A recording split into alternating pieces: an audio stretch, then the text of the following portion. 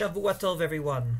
As I mentioned on Friday, the Ashkenazim start Slichot this week, and I thought it would be germane to mention a few things about Slichot. And one of them is, what do you do when you're pressed for time? You can't say all the Slichot in the book on a specific day simply because the minyan came late or whatnot. What do you say? Says the Levush, Rav Mordechai Yafe, 16th century, that Slichot was patterned around davening. Namely, Ashrei is like the beginning of davening as at Mincha or even at Shachris Psukei Dezimra.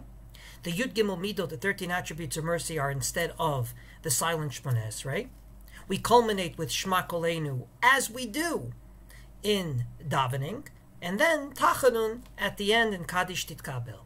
Therefore, if you're pressed for time, it's not as important to say the specific passages for the Monday or the Tuesday or the Wednesday, but rather what we say every day should be said. In Ashrei, then a Yud Gimel Midot after Chatzi Kaddish, the Shema Koleinu at the end, and of course Tachanun.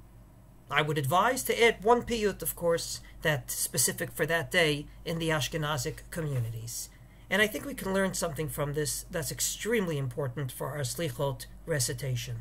What we're basically doing, according to Rav Mordechai Yafe, the Levush, is adding a prayer service. It's not adding to Shachris, Mincha, or Ma'ariv, as we do on fast days around the year where we add Slichos, but rather we're adding an additional service. We're saying we're going out of our way for God in order to add another davening at a time where we usually don't daven.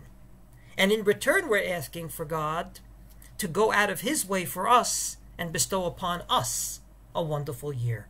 We go out of our way, and we're asking God to go out of God's way in order to bestow upon the Jewish people a wonderful good year ahead.